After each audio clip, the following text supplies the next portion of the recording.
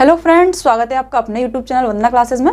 तो आज है दिनांक 15 अप्रैल और 15 अप्रैल से संबंधित जितने भी करंट अफेयर क्वेश्चन बने हैं उन सभी क्वेश्चंस को आज हम अपनी इस वीडियो में क्लियर करेंगे। वीडियो बहुत ही महत्वपूर्ण और शानदार होने वाली है। तो आइए अपनी इस वीडियो को स्टार्ट करते हैं। क्वेश्चन नंबर फर्स्ट है, हाल ही में गांधी जी सियासत और सांप्रदायिक किताब किसके द्वारा लिखित है? तो अभी लिखित है पीयूष बोबले के द्वारा लिखी गई किताब। ऑप्शंस की तरफ अभी देखेंगे तो नंदिनी दास ने coating India, England, India, Mughal और जो कि ओरिजिन्स एम्पायर बुक इनके द्वारा लिखित है। वाणी त्रिपाठी ने लिखी है book why can't we read, जो कि why can't elephant be red पुस्तक वाणी त्रिपाठी के द्वारा लिखित है। और के.एम. चंद्रशेखर के द्वारा as good as my word, ये वाली पुस्तक एम चंद्रशेखर के द्वारा लिखित पुस्तक है। नेक्स्ट क्वेश्चन की तरफ देखते हैं। तो अभी इंडियन एयरफोर्स ने किस विदेशी युद्धाभ्यास में हिस्सा लेने को पहली बार राफेल भेजा है? तो देखिए भाई, अभी इंडियन एयरफोर्स ने पहली बार जो कि राफेल भेजा है वो भेजा है ओरियन, जो कि फ्रांस में आयोजित हो रहा है। और इसमें कई सारे देश इसमें जो कि भाग ले रहे हैं, जिसमें से कि है भारत है, जर्मनी है, इटली है, फ्रांस है, स्पेन है, ग्रीक, यूएसए और यूके, ये विभिन्न देश इसमें भाग ले रहे हैं। और टोटल इसमें इन देशों के 12,000 सैनिक इसमें पार्ट कर रहे हैं। तो अभी भारत से 4 राफेल जो कि फाइटर जेट प्लेन है उनको यहाँ पर भेजा गया है। ऑप्शंस की तरफ अभी देखते हैं तो सी ड्रैगन संयुक्त सैन्य अभ्यास होता है जो कि हिंद प्रशांत के क्षेत्र जो देश हैं 6 देशों के बीच में यह होता है सी ड्रैगन, जिसमें से भी ऑस्ट्रेलिया है, दक्षिण कोरिया है, भारत है, जापान है, कनाडा है और यूएसए है। फ्रिंजेक्स 23 अभी भारत और फ्रांस के बीच में हुआ संयुक्त सैन्य अभ्यास है जो कि केरल के तिरुवनंतपुरम में हुआ था। कॉन्कर शक्ति जो कि भारत और ब्रिटेन के बीच में होने वाला संयुक्त सैन्य अभ्यास है। नेक्स्ट क्वेश्चन है, हाल ही में देश की पहली अंडर वाटर ट्रेन किस नदी के नीचे चली है? तो देखिए, अभी देश की पहली जो कि अंडर वाटर ट्रेन है वो चली है हुगली नदी के नीचे, और हुगली नदी कहाँ स्थित है? कलकत्ता में। और अभी जो कि ट्रेन चली है 12 अप्रैल 2023 को भी इसका चला के देखी थी, अभी इसको स्टार्ट किया जाएगा। 4.8 किलोमीटर लंबा जो कि इसकी लंबाई रखी गई है और इसको भी चलाया गया है। और यह जो कि पेरिस और इंग्लैंड की तर्ज पर इसको रखा गया है। अभी पेरिस और जो कि इंग्लैंड है उन दोनों के बीच में है इंग्लिश चैनल, तो ये आपको याद रखना है इंग्लिश चैनल। ऑप्शंस की तरफ अभी देखेंगे तो चिनाब नदी कहाँ है? जम्मू कश्मीर में स्थित है। और यहाँ पर विश्व का सबसे ऊंचा नदी पुल अभी चिनाब नदी पर बना है। फल्गु नदी जो कि बिहार में स्थित है और यहाँ पर सबसे बड़ा रबर डैम है जो कि बांध है वह बनाया गया है। उद्घाटन किया था बिहार के मुख्यमंत्री हैं जो कि नीतीश कुमार हैं। नर्मदा नदी, तो नर्मदा नदी पर अभी पहला फ्लोटिंग जो कि सोलर डैम है वह यहाँ पर बनाया गया है। और नर्मदा नदी स्थित कहाँ है? तो ये स्थित है खंडवा में, जो कि तैरता हुआ सोलर प्लांट है। नेक्स्ट क्वेश्चन है, एडीआर की रिपोर्ट के अनुसार देश में सबसे अधिक संपत्ति वाले मुख्यमंत्री कौन है? तो अभी एसोसिएशन ऑफ डेमोक्रेटिक रिफॉर्म की रिपोर्ट आई है और इसके अनुसार देश में सबसे अधिक संपत्ति जो कि मुख्यमंत्री हैं। तो देखिए, अभी उन जो कि 28 राज्य हैं, 28 राज्य और 2 केंद्र शासित प्रदेशों के अभी मुख्यमंत्रियों की यहाँ पर रिपोर्ट को भी रिलीज किया गया था। और उसमें सबसे आगे हैं जगनमोहन रेड्डी और यह 510 करोड़ की इनकी संपत्ति है टोटल। सेकंड नंबर पर है पेमा खांडू जो कि अरुणाचल प्रदेश के मुख्यमंत्री हैं और इनकी 163 करोड़ इनकी संपत्ति है।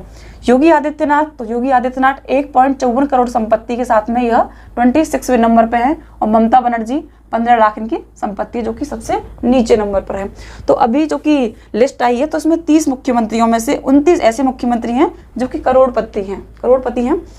तो नेक्स्ट क्वेश्चन है, world energy transition outlook report 2023 किस संस्था ने अभी जारी किया है? तो world energy transition outlook report है वो जारी किया है अंतरराष्ट्रीय नवीकरणीय सोलर एजेंसी जो कि ऊर्जा एजेंसी, उसने अभी इसको लागू किया है, जारी किया है।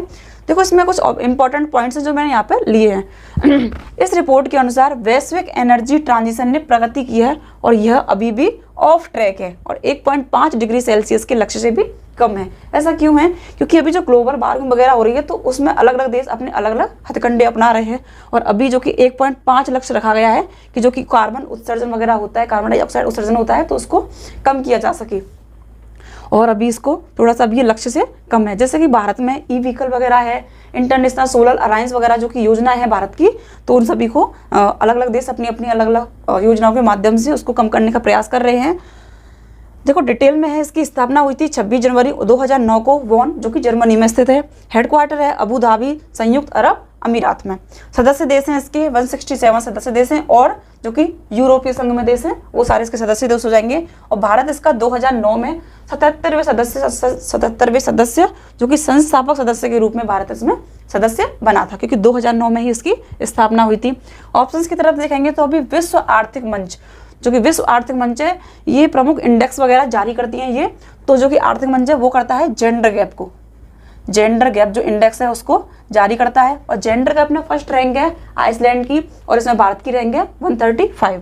ट्रांसपेरेंसी इंटरनेशनल करप्शन लिस्ट को, जो कि करप्शन इंडेक्स है, उसको जारी करता है। और इसमें डेनमार्क में सबसे कम भ्रष्टाचार है, और भारत में 85 नंबर पे भारत है इसमें। रिपोर्ट्स विदाउट बॉर्डर, तो देखिए रिपोर्टर्स जो कि मीडिया फ्रीडम इंडेक्स है उसको जारी करती है ये वाली, जो कि इंस्टीट्यूट वो जारी करता है। और इसमें नॉर्वे इसमें फर्स्ट नंबर पे, और भारत की रैंक इसमें 150 इसकी भारत की रैंक है। नेक्स्ट क्वेश्चन है, निम्नलिखित में से किस एक्ट ने मुसलमानों के लिए अलग मतदाताओं सांप्रदायिक प्रतिरूप की पेशकश की? तो देखिए ये कॉन्स्टिट्यूशन संबंधित क्वेश्चन है, तो अभी इसमें जो क्वेश्चन आए हुए हैं वो वाले क्वेश्चन मैंने यहाँ पे सारे लिए हैं। तो भी मुसलमानों के लिए अलग से जो कि मतदाता थे उसके लिए एक्ट था 1909 का एक्ट था। इसे मार्ले मिंटो एक्ट भी कहते हैं। मैंने कल परसों ये क्वेश्चन भी करवाया था, मार्ले मिंटो एक्ट। इसमें मुसलमानों के लिए अलग से सांप्रदायिकता निर्वाचन की स्थापना की गई थी। ऑप्शंस की तरफ भी देखेंगे तो रेगुलेटिंग एक्ट 1773 का था। इसमें बंगाल के गवर्नर को बंगाल का गवर्नर जनरल नियुक्त कर दिया गया था। 1919 का जो संशोधन एक्ट था उसको माउंटेन्यू चेम्सफोर्ड सुधार भी कहा जाता है, और इसमें द्वैत शासन प्रणाली को लागू किया गया था। 1935 का भारत सरकार एक्ट, अखिल भारतीय संघ की स्थापना इसमें हुई थी। उसके साथ में RBI बैंक या देश का केंद्रीय रिजर्व बैंक, इसकी स्थापना भी इसमें हुई थी। इसके साथ में ही जो कि 1935 का भारत सरकार अधिनियम एक्ट था, इसको भारत का संविधान का सांचा भी कहा जाता है, सांचा या फिर खाका इसको बोला जाता है। क्यों? क्योंकि इसमें से जितने अनुच्छेद थे 250 अनुच्छेदों को ऐसे के ऐसे भारत के वर्तमान में जो संविधान है उसमें लिए गए हैं, तो इसलिए इसको भारत सरकार का जो कि मिनी संविधान इसको कहा जाता है। नेक्स्ट है, हाल ही में मार्च 2023 के लिए पुरुष प्लेयर जो कि ICC player of the month किसे मिला है? तो देखिए ICC द्वारा जो कि दिए जाते हैं अवार्ड वगैरह दिए जाते हैं, वो तो अभी मिला है साकिब अल हसन को। बांग्लादेश के ये प्लेयर हैं और अभी इनको मार्च महीने के लिए player of the month award मिला है। ऑप्शंस की तरफ अभी देखेंगे तो 2023 में जनवरी में मिला था शुभमन गिल को, भारत से हैं। हैरी ब्रूक, इनको मिला था फरवरी मंथ के लिए। और डेविड वार्नर IPL में सबसे तेज 6000 रन बनाने वाले खिलाड़ी बने हैं डेविड वार्नर। देखो ICC का मुख्यालय है दुबई संयुक्त अरब अमीरात में, और इसके वर्तमान अध्यक्ष हैं ग्रेग बागली। नेक्स्ट क्वेश्चन है, मार्च 2023 के लिए Mahindra ICC player of the month से अभी किसे मिला है? तो ये मिला है अभी हेनरिक शिम्बे। कहाँ की हैं ये हैं रवांडा के।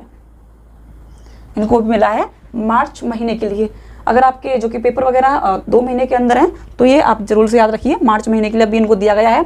हेली मैथ्यूज, ऑप्शंस की तरफ अभी देखते हैं तो WPL में मुंबई इंडियंस से खेली हुई थी, बल्लेबाज थी, और इनको पर्पल कैप जो कि दिया गया था, पर्पल कैप। स्टैनली गार्डनर, फरवरी प्लेयर ऑफ द मंथ ने चुना गया था स्टैनली गार्डनर को। मैक कैलिंग जो कि दिल्ली कैपिटल्स की कप्तान थी, और इनको ऑरेंज कैप दिया गया था WPL में, ऑरेंज कैप। नेक्स्ट क्वेश्चन है, हाल ही में business leader of the decade पुरस्कार से किसे मिला है? तो देखिए business leader of the decade पुरस्कार दिया गया है कुमार मंगलम बिड़ला ग्रुप के ये अध्यक्ष हैं, और अभी इनको ये प्राइज दिया गया है। और यह ऐसे पहले उद्योगपति हैं जिनको कि वैश्विक जो कि उद्यमिता है उसमें जो कि विश्व के शीर्ष जो कि नेता वगैरह बोल सकते हैं, इनको उद्योगपति बोलेंगे। उद्योगपति हैं जैसे कि जेफ बेजोस है, एलोन मस्क है, या फिर जो कि टेस्ला एलोन मस्क हैं, और सत्या नडेला हैं। तो उनके साथ में एक ऐसे भारत के पहले ऐसे उद्योगपति जिनको कि यह प्राइज दिया गया है। ऑप्शंस की तरफ अभी देखेंगे तो M.N. मेनन जो कि MRF टायर के अभी CEO हैं, और इनको आत्मा अवार्ड अभी दिया गया था, बेस्ट आत्मा अवार्ड दिया गया था। इसके साथ में शशिधरन जगदीशन HDFC बैंक के CEO हैं, और अभी 2022 का BS banker of the year इनको दिया गया था। नवीन जिंदल को अभी टेक्सास यूनिवर्सिटी के द्वारा लाइफ टाइम अचीवमेंट अवार्ड दिया गया है नवीन जिंदल को। नेक्स्ट क्वेश्चन है, हाल ही में बच्चों के लिए ऑक्सफोर्ड मलेरिया वैक्सीन को मंजूरी देने वाला पहला देश कौन सा बन गया है? तो देखिए अभी जो कि मलेरिया की वैक्सीन आई है, ऑक्सफोर्ड मलेरिया वैक्सीन इन्होंने इसको लॉन्च किया है और पहला देश बना है ये है घाना। दक्षिण अफ्रीका का देश है घाना और यहाँ पर सबसे ज़्यादा बच्चों की मौत हुई थी मलेरिया से। WHO के अनुसार कम से कम 61,09,000 लोगों की मौत हुई थी 2021 के अकॉर्डिंग। और यहाँ पर सबसे ज़्यादा जो प्रभावी क्षेत्र था वो रहा था सहारा, जो कि सहारा का ऊपरी सहारा क्षेत्र था, वो इसमें सबसे ज़्यादा प्रभावित रहा था। तो अभी घाना ने जो कि इसको मंजूरी दे दी है और इसका नाम है मैट्रिक्स M इसका नेम है, या फिर इसको R1 भी बोल सकते हैं। इसके साथ में ऑप्शंस में देखेंगे तो भारत में अभी जो कि डेंगू की पहली वैक्सीन है, DNA वैक्सीन है, उसको लॉन्च किया गया है भारत के द्वारा, जो कि डेंगू की वैक्सीन है। चीन में सबसे ज़्यादा अभी फैला था जेनोटिक लंगिया वायरस, जिसमें से कि बहुत बड़े स्तर पर फैला था, मतलब चीन में फैला था, इसमें बच्चों की जान गई थी। तो इसमें चीन फेमस हो गया था, मतलब इस वायरस के अकॉर्डिंग लंगिया वायरस। उज्बेकिस्तान को रिलेट करेंगे हम भारत से, तो भारत की जो कि मैं इसको वापस से लिख देती हूँ, DOC-1 मैक्स एक सिरप थी खांसी की दवाई, और उसको जो कि उज्बेकिस्तान में इससे 18 बच्चों की मौत हो गई थी, ऐसा इसने दावा किया था उज्बेकिस्तान ने। और ये भारत की कंपनी यहाँ पर बनाई जाती थी, तो इसको भी यहाँ पे बैन कर दिया गया है उज्बेकिस्तान में। भारत में भी इसको बैन कर दिया गया है। नेक्स्ट क्वेश्चन है, भारत की संविधान निर्माण सभा किसके कहने पर बनाई गई थी? तो देखिए भारत की संविधान निर्माण सभा जो बनाई गई थी कैबिनेट मिशन के कहने पर बनाई गई थी 1946 में। इसके जो कि अध्यक्ष थे वो थे पैंथिक लॉरेंस इसके अध्यक्ष थे। ऑप्शंस की तरफ देखेंगे तो साइमन कमीशन, देखो साइमन कमीशन की घोषणा हुई थी 1927 में और ये भारत आया था 1928 में। 7 इसके सदस्य थे और इसको व्हाइट कमीशन भी कहा जाता है। व्हाइट कमीशन क्यों कहा जाता है? क्योंकि इसमें सारे ही जो सदस्य थे वो इंग्लैंड से थे, गोरे थे, और इसको कहा गया था। भारत आने पर इसका जगह जगह विरोध हुआ और इसी विरोध के चलते हुए लाला लाजपत राय की यहाँ पर मौत हो गई थी लाठीचार्ज करते टाइम। और इसमें लाला लाजपत राय ने गो बैक साइमन का नारा दिया था, go back Simon. Cripps mission, तो क्रिप्स मिशन जिस टाइम पे भारत आया था 1942, जो कि इंग्लैंड की स्थिति दयनीय होती जा रही थी महायुद्ध के दौरान, द्वितीय महायुद्ध के दौरान पे क्रिप्स मिशन उस टाइम पे आया था कि अगर द्वितीय महायुद्ध खत्म होता है महायुद्ध तो भारत को स्वतंत्र कर दिया जाएगा। तो ये उस टाइम का है क्रिप्स मिशन। अगस्त प्रस्ताव, तो देखो 8 अगस्त 1940 को अगस्त प्रस्ताव हुआ था शिमला में, और इसमें यही था कि अगर महायुद्ध में अगर भारत के सैनिक चले जाते हैं तो इंग्लैंड को थोड़ी सी राहत मिलेगी। तो इसमें इस प्रकार की बातें की गई थी अगस्त प्रस्ताव में। शिमला में हुआ था यह समझौता, जो कि समझौता था शिमला में इसको आयोजित किया गया था, और इसे अगस्त प्रस्ताव कहा जाता है क्योंकि यह अगस्त में ही आयोजित हुआ था 8 अगस्त को। नेक्स्ट है, संविधान सभा ने राष्ट्रगान कब अपनाया? तो देखिए संविधान सभा ने राष्ट्रगान अपनाया था 24 जनवरी 1950 को। राष्ट्रगान प्लस राष्ट्रगीत दोनों ही अपनाए थे।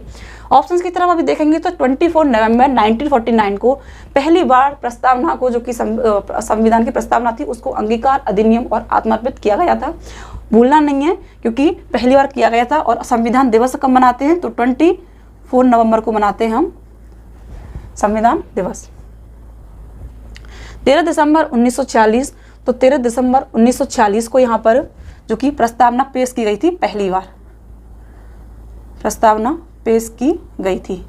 और देखो प्रस्तावना जिस टाइम पे हमारा संविधान लागू मतलब बनाया जा रहा था उस टाइम पे 165 बैठकें हुई थी उसकी, 12 उसकी टोटल अधिवेशन हुई थी और उसको बनने में 2 वर्ष 11 माह और 18 दिन का उसका टाइम लगा था। तो ये सारी चीज़ें आपको याद रखनी है संविधान से संबंधित। न्याय शब्द का पहली बार प्रयोग हुआ है प्रस्तावना में, और जो कि समानता बंधुत्व जो जैसे वर्ड हैं ये फ्रांस से लिए गए थे। ऑस्ट्रेलिया से प्रस्तावना का जो महत्व आया था वो प्रस्तावना का महत्व ऑस्ट्रेलिया से लिया गया है। 22 जुलाई 1947 को, तो ये 22 जुलाई 1947 को यहाँ पर वो राष्ट्रीय ध्वज को अपनाया गया था। भारत का जो राष्ट्रीय ध्वज था उसको अपनाया गया था।